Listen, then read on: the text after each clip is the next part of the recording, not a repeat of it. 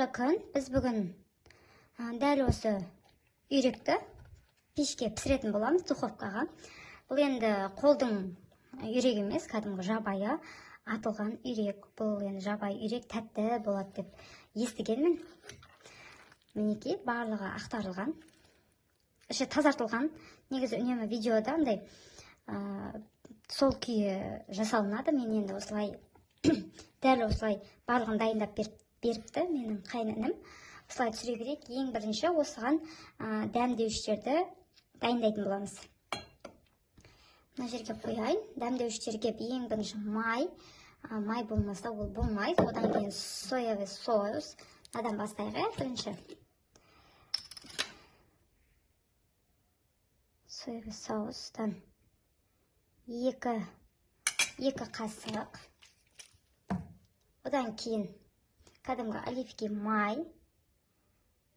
Енді әркім өзі біледі, не қосқысы келеді өзі. Одан кейін қара бұрыш.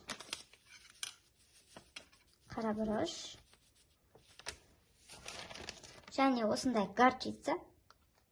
Негізі горчицаны көпсі ұната бермейді. Мен өзім қатты жақсы көремін. Егерде ұнамаса қоспауға болады. Бірақ мен өзім қосуға кеңес берем. Өйткені горчица дәмі бір ерекше дәм береді. Мен кішкене ғана қосайын. Және дәл осындай лавр жапырақтары майдалап, дәмі, иісі бұрқырап шығу үшін майдалап қосуға болады. Енді біздің үйде не таусылып қалыпты? Чеснок таусылып қалыпты. Соның орнына дәл осындай укроп қоссақ болады. Укроп енді мен жазда үй жақта өседі. Осылардың барлығын жуып, кептіріп, банкаларға салып, салатқа қосамын. Енді кішкентай укроптың өзі пәлен сом екенін білесіздер ғой. Сондықтан, некені қараңыздар, кинзаның кішкентайының өзі бір 250 ма, примерно сондай. Дәл осындай кинзаны барлығын осылай салып, кептіріп жасасаңыздар болады. Одан кейін тұз. Енді мен көз мөлшерінде қосам барлығын. Өйткені мен қасықпен сала алмаймын. Шамалы енді осыған су қосамыз. Неге? Су қостық. Одан кейін дәл осылай араластырып аламыз. Ішіндегі тұзы барлығы еру керек. Дәл осы кездің өзінде де иісі мүңкіп, күшті болып тұр. Негізі лимонның суын қосса да болады. Бірақ біздің үйде лимон жоқ. Аяқ астынан пісірмекші болып, оны ұмытып кетіппіз. Енді ең басты сәтке келдік. Неге астын шамалы құяйын. Неге. Одан кейін осы үйректі тісім кішкентай болып қалған жоқ екен. Болады, жәмендеп. Неге. Шамалы тағы да су қосып жіберейін. Бұл енді біз әзір пісірмейміз. Дәл осылай бір 2-3 сағатқа қойып қоямыз.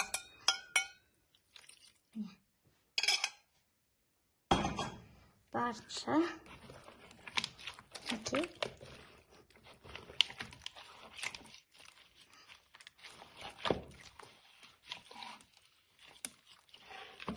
Окей. Барлығы болды. Енді шамалы ішіне суды толтырып алайық та. Қалғанын осылай суда қойып қойсақ болады. Сіңіп тұрады, бетін жауып қоямыз. Немесе кішкене су қойсақ та болады. Енді осы су жетеді деп ойлаймын өзім. Шамалы құйсақ та болады. Тағы да араластырып жіберейін. Суы көптеу болса, сіңіп тұрады. Енді менің ойымша майонез, кетчуп дегендерді қосқанды мен вообще ұнатпаймын.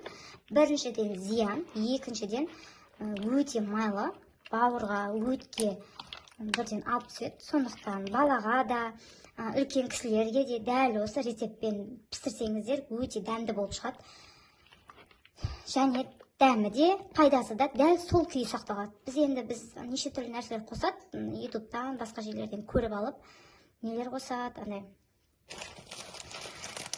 майонез, кетчуп дегендер қосады, ол вообще бұның құрамындағы витаминдерді алып түседі. Сондықтан дәл осы күйде өте дәмді болады. Енді қазір 1 сағат қойып қояйық. Осылай. Енді примерно 2-3 сағаттан кейін пешке салатын боламыз. Достар, біздің үйрегіміз дайын болды. Мінекей, иісі енді қандай керемет. Біз осындай тапа аламыз. Жуып тазалап қойдым. Мен енді білмеймін басқасын. Именно өзім дәл осылай жасаймын. Мінекей, осылай қоямын. Осылай ашып.